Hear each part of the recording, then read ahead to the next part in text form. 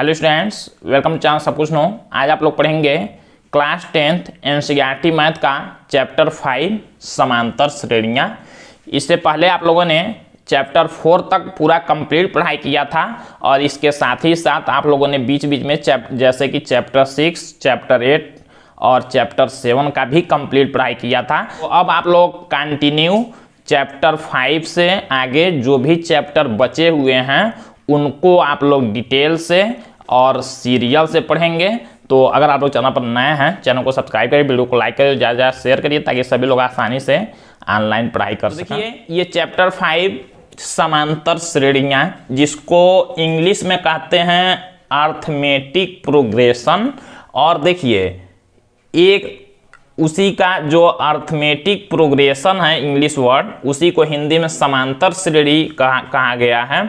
और अर्थमेटिक का पहला अक्षर ए और प्रोग्रेशन का पहला अक्षर पी लिया गया है। मतलब शॉर्ट में हम लोग समांतर श्रेणी को एपी कहेंगे। अगर कहीं भी आप लोगों को एपी लिखा हुआ दिख जाए तो आप लोग समझ जाएंगे कि ये समांतर श्रेणी कहा गया है। अब देखिए समांतर श्रेणी होता क्या है उसको समझने के लिए हमने यहाँ पर कुछ एग्जाम्पल लिया हुआ है। तो देखिए समांतर श्रेणी को हम लोग समझते हैं। समांतर श्रेणी हम लोग कहते किसको हैं उसको आप लोग उसका परिभाषा भी देखेंगे और एग्जाम्पल से समझेंगे भी। पहले आप लोग ये जानिए कि श्रेणी कहते किसको हैं। श्रेणी का मतलब होता है एक खास तरह का पैटर्न। खास तरह का पैटर्न मतलब आप लोग यहाँ समझिए, जैसे मान लीजिए हमने यहाँ लिख दिया 1 का स्क्वायर। पैटर्न किसको कहते हैं उसको पहले समझिए।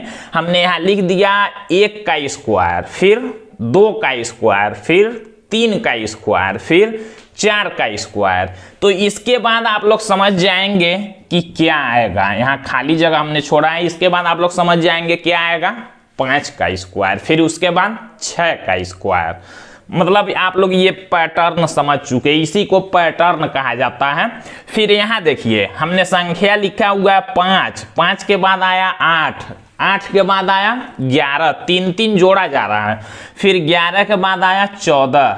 अब आप लोग समझ जाएंगे 14 के बाद क्या हो सकता है। 3-3 जोड़ के सब हो रहा है। देखिए 5 3 8, 8 3 11, 11 3 14, 14 और 3 17। आप लोग समझ जाएंगे 17 होगा। फिर 17 के बाद 20 होगा। ऐसे आप लोग ये भी पैटर्न समझ गए, इसी को पैटर्न कहते हैं। मतलब एक कोई ऐसा निश्चित संख्या कि हम लोग बता दें कि आगे का संख्या क्या हो सकता है, तो इसको हम लोग कहते हैं पैटर्न। तो समांतर श्रेणी भी एक खास तरह का पैटर्न होगा। कैसा होगा इसको आगे देखिए। अभी यहाँ देखिए हमने एग्जाम्पल लिखा हुआ है 5, फिर 10। तो हमने क्या किया है, इसमें हमने 2 का गुणा किया तो 10 हो गया। फिर 10 में हमने 2 का गुणा किया 20 हो गया। फिर 20 में 2 का गुणा किए 40, फिर 40 में 2 का गुणा किया 80। आप लोग समझ जाएंगे 80 के बाद क्या होगा, 80 में 2 का गुणा करेंगे 160 होगा। यानी कि ये भी पैटर्न आप लोग समझ गए। फिर 1 2 3 4 आप लोग समझ सकते हैं। 4 के बाद क्या आएगा, सीरियल से जा रहा तो 5 आएगा, फिर 6 7 8। तो ये भी एक पैटर्न हुआ। तो ये सभी एक पैटर्न कहा जाएगा। अब जैसे मान लीजिए हमने यहाँ लिख दिया 2, यहाँ लिख दिया 5 और यहाँ लिख दिए 9, तो ये कोई पैटर्न नहीं हुआ। देखिए 2 में हमने 3 जोड़ा तो 5, 5 में हमने 4 जोड़ा 9, फिर यहाँ कर दिए 10, तो ये कोई पैटर्न नहीं हुआ। पैटर्न का मतलब कि हमको पहले वाले संख्याओं को देख के बाद का भी संख्या पता चल जाए तो पैटर्न कहलाएगा। अब यहाँ देखिए 100 में हमने अगर -30 कर दिया, हमने -30 जोड़ दिया तो कितना होगा। 100 में जब हम लोग -30 को जोड़ेंगे तो हो जाएगा, देखिए प्लस माइनस माइनस, और 100 में 30 घट जाएगा तो 70, यानी 70 में फिर हम लोग -30 अगर जोड़ दें, 70 में हम लोग -30 जोड़ दें तो 40, फिर 40 में हम लोग -30 जोड़ दें तो 10 होगा। यानी कि हम लोग बता सकते हैं इसके बाद का, ये पैटर्न को देख के समझ के हम लोग बता सकते हैं इसके बाद का संख्या क्या होगा। तो यही पैटर्न कहलाता है। अब देखिए और यहाँ पर भी हमने पहले क्वेश्चन में भी यहाँ लिखा हुआ है, इसको हमने वर्ड में लिखा हुआ है, इसको भी आप लोग समझिए। दिया गया कोई व्यक्ति रुपया 8,000 के मासिक वेतन और रुपया 500 के वार्षिक वेतन वृद्धि के साथ चयनित होगा। मान लीजिए कोई आदमी है, किसी नौकरी के लिए उसका चयन होता है, तो उसको कहा गया कि आपको 8,000 रुपया महीने का मिलेगा, और पहले साल तो आपको 8,000 महीना मिलेगा, दूसरे साल आपको 500 रुपया बढ़ा के दिया जाएगा। तो देखिए यही हमने लिखा, तो उसका वेतन पहले देखिए रुपया, और कहा गया है उसको कोई व्यक्ति रुपया 8,000 का मासिक वेतन और रुपया 500 के वार्षिक वेतन वृद्धि के साथ चयनित हुआ। उसको कहा गया कि हर साल 500 रुपया आपको बढ़ा के भी दिया जाएगा, बढ़ेगा आपका। तो कहा गया उसका वेतन पहले वर्ष, दूसरे वर्ष, तीसरे वर्ष के लिए कितना है। देखिए पहले साल तो 8,000 मिला, मतलब 8,000 फिक्स हुआ, हर महीने में 8,000 मिलेगा। दूसरे साल कितना मिलेगा, 500 बढ़ा के 8,500, तीसरे साल फिर 500 बढ़ा के 9,000।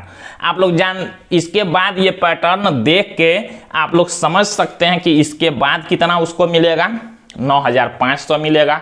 फिर उसके अगले साल 10,000 मिलेगा।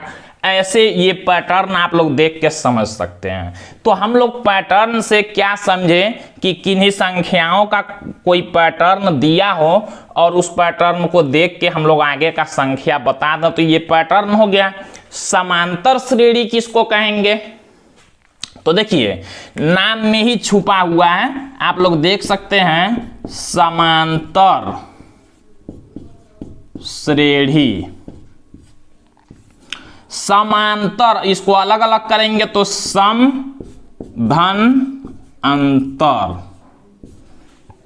सम माने होता है बराबर और अंतर माने अंतर, उसके बीच का अंतर बराबर हो। तो जो भी कोई संख्या दिया हो, किन्हीं संख्याओं का कोई भी पैटर्न दिया हो और उनके बीच का अंतर अगर समान हो, तो उसी को हम लोग समांतर श्रेणी कहते हैं। क्या हमने कहा, नाम में ही देखिए सम अंतर मतलब बराबर अंतर हो। संख्याओं का कोई ऐसा पैटर्न दिया हो जिसमें अंतर सभी संख्याओं में समान हो, तो उसी को हम लोग समांतर कहते हैं, समांतर श्रेणी। देखिए और एक बात और याद रखेंगे, समांतर श्रेणी में हर पहले वाले संख्या में उसके बाद वाला संख्या एक निश्चित समान संख्या, समांतर मतलब समान अंतर होगा उनके बीच। जैसे देखिए समान संख्या जोड़ने पर ही अगला प्राप्त हो रहा है। अब देखिए 5 और 8 के बीच 3 है, 3 का अंतर, 8 और 11 के बीच भी 3 का अंतर, 11 और 14 के बीच भी 3 का अंतर, यानी कि समान अंतर देखिए हो रहा, 3 का अंतर यहाँ भी, 3 का यहाँ भी, 3 का यहाँ भी। तो इसी को हम लोग क्या कहेंगे, समांतर श्रेणी। तो इसमें आप लोग देख सकते हैं कौन कौन सा समांतर श्रेणी होगा। ये 8,000, 8,500, 9,000, ये भी समांतर श्रेणी होगा, यानी कि पहला वाला समांतर श्रेणी हो गया। फिर ये दूसरा नहीं होगा, 1 का स्क्वायर 1 हुआ, 2 का स्क्वायर 4, 3 का स्क्वायर 9, अंतर समान नहीं होगा इसमें। यहाँ देखिए अंतर समान हो रहा है, पहले वाले का अंतर समान, तीसरे वाले का। फिर देखिए यहाँ 5 और 10 के बीच अंतर है, 5 का, यहाँ 10 का, यहाँ 20 का, अंतर बराबर नहीं है, तो ये समांतर श्रेणी नहीं होगा, ये भी समांतर श्रेणी नहीं होगा। इन दोनों के बीच अंतर कितना है, देखिए 1 का, इसके बीच अंतर 1 का, इसके भी बीच अंतर 1 का, यानी कि ये हो गया समांतर श्रेणी। यहाँ देखिए इनके बीच अंतर 30 का, 30 का, 30 का अंतर है, ये भी हो गया समांतर श्रेणी। तो आप लोगों को समझ में आ चुका होगा कि समांतर श्रेणी कहते किसको हैं। समांतर श्रेणी का हमने यहाँ परिभाषा भी लिखा हुआ है, देखिए एक समांतर श्रेणी संख्याओं की ऐसी सूची होती है, इसी को सूची कहा है, संख्याओं की ऐसी सूची होती है जिसमें प्रत्येक पद, इसको पद भी कहते हैं, जो अलग अलग संख्याएं दी गई हैं कॉमा के साथ, 1 पद, 2 पद, 3 पद, 4 पद, इसको पद कहते हैं। तो देखिए समांतर श्रेणी संख्याओं की ऐसी सूची होती है जिसमें प्रत्येक पद अपने पद में एक निश्चित संख्या जोड़ने पर प्राप्त होता है। वही बात कहाँ है और एक चीज और कहाँ है, पहले पद के अतिरिक्त, मतलब पहले पद में नहीं ध्यान देना है क्योंकि इसके इधर तो कोई पद है नहीं। तो कहा गया कि समांतर श्रेणी ऐसी सूची होती है संख्याओं की जिसमें प्रत्येक पद अपने पहले पद में निश्चित संख्या, निश्चित मतलब समान संख्या जोड़ने पर प्राप्त हो। जैसे देखिए प्रत्येक पद, ये 8 कैसे प्राप्त हो रहा है, 5 में 3 जोड़ने पर। ये 11 कैसे प्राप्त हो रहा है, 8 में 3 जोड़ने पर। वही निश्चित संख्या जोड़ने पर, मतलब समान संख्या। या आप लोग ऐसे कहेंगे कि संख्याओं की ऐसी सूची जिनमें सभी संख्याओं के बीच, मतलब 2 पास वाले पदों के बीच, सभी 2 पास वाले पदों के बीच का अंतर समान होगा, उन्हीं को हम लोग समांतर श्रेणी कहेंगे। आप लोगों को समांतर श्रेणी समझ में आ चुका होगा। अब जैसे कुछ और हम लोग लिखते हैं, जैसे मान लीजिए हमने लिखा है यहाँ 2, यहाँ हमने लिखा 3 और यहाँ लिख दिया हमने 5, फिर यहाँ लिख दिया हमने 7, फिर यहाँ लिख दिया हमने 8। इसमें देखिए कोई पैटर्न नहीं है, आप लोग समझ नहीं पाएंगे कि इसके बाद कौन सा संख्या होगा। इसको हम लोग समांतर श्रेणी नहीं कहेंगे। यही मान लीजिए हमने ऐसे लिख दिया, ये समांतर श्रेणी नहीं होगा। यही मान लीजिए हमने ऐसे लिखा 2, फिर 6, फिर 10, फिर 14। तो इसके बाद आप लोग देखिए इनके बीच का अंतर समान होना चाहिए। जब भी संख्याओं के बीच का, सभी जितने भी पद होंगे सबके बीच का अंतर समान होगा तो उसी को हम लोग समांतर श्रेणी कहेंगे। जैसे देखिए 2 और 6 के बीच अंतर 4 है, 6 और 10 के बीच भी अंतर 4 ही है, और 10 और 14 के बीच भी अंतर 4 ही है। तो जब अंतर समान होगा सभी संख्याओं के बीच तो उसी को हम लोग समांतर श्रेणी कहेंगे। समांतर श्रेणी को इंग्लिश में अर्थमेटिक प्रोग्रेशन कहा जाता है, और ए और पी शॉर्ट में समांतर श्रेणी को एपी कहा जाता है। इसको आप लोग याद रखेंगे। अब हम लोग इसमें देखते हैं पद किसको कहते हैं, और इसमें पहला पद जानना ज्यादा जरूरी है, और एक होता है सार्वंतर। और समांतर श्रेणी कितने तरह के होते हैं तो इसको आप लोग जल्दी से नोट करेंगे। तो देखिए अब हम लोग देखते हैं समांतर श्रेणी कितने तरह के होते हैं। तो एक होता है परिमित समांतर श्रेणी, या कहते हैं परिमित एपी, और एक को कहते हैं अपरिमित समांतर श्रेणी, या कह सकते हैं अपरिमित एपी।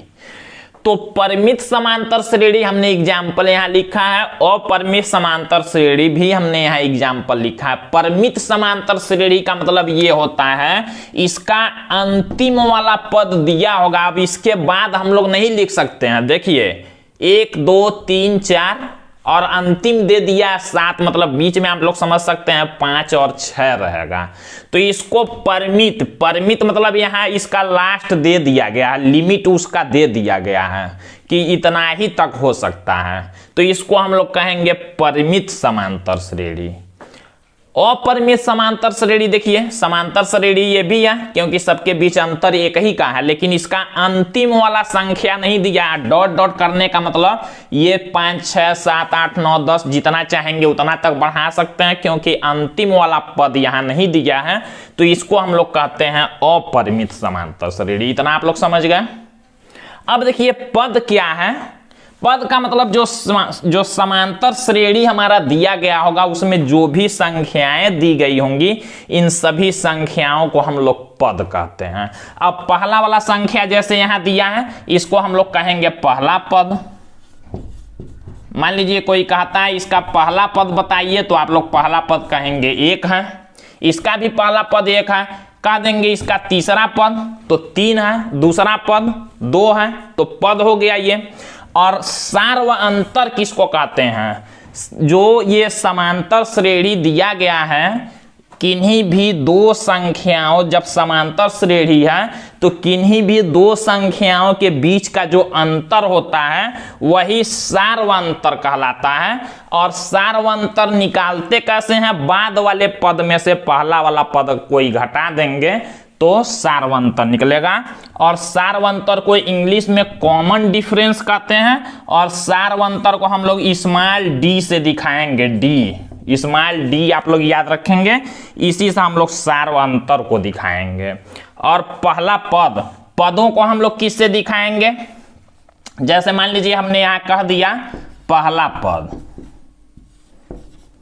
तो पहला पद हम लोग दिखाएंगे या तो ए से या A1 से, ए या A1 से दिखाएंगे। दूसरा पद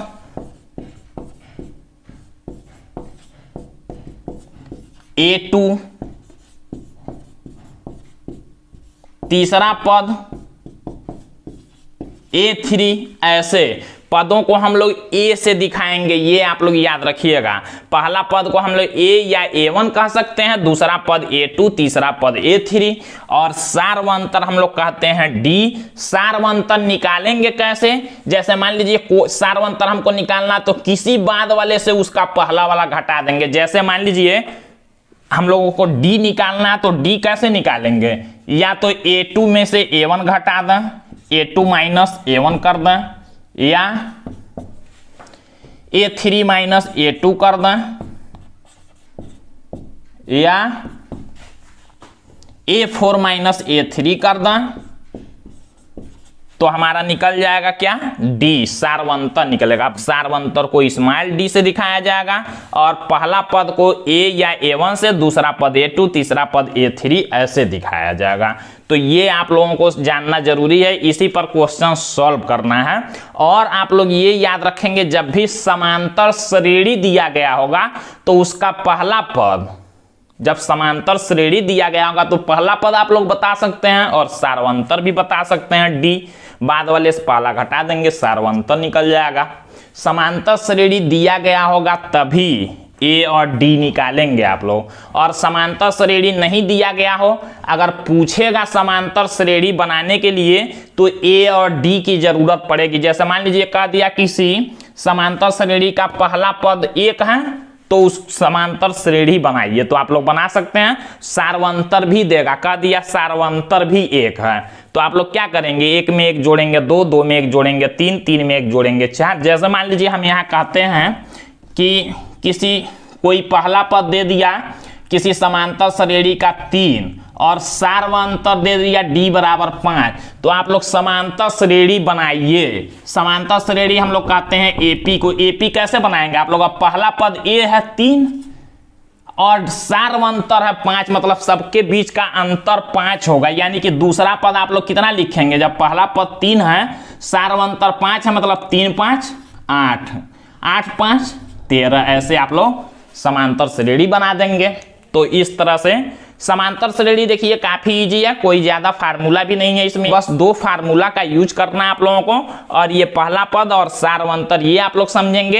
एक चीज आप लोगों को और जानना है इसमें, व्यापक रूप, समांतर श्रेणी का व्यापक रूप क्या होता है, इसको आप लोग देखेंगे। फिर ये इंट्रोडक्शन आप लोगों का कंप्लीट होगा। फिर इस वीडियो के सेकेंड वाले पार्ट में आप लोग एक्सरसाइज को सॉल्व करना देखेंगे, इसको आप लोग जल्दी से नोट करेंगे। तो देखिए समांतर श्रेणी का व्यापक रूप किसको कहते हैं? जैसे मान लीजिए समांतर श्रेणी का पहला पद मान लीजिए हम लोग मान लेते हैं A, पहला पद हमने मान लिया A। अब A पहला पद है और सार्वंतर आप लोग जानते हैं क्या होता है। पहला पद मान लीजिए A हो गया,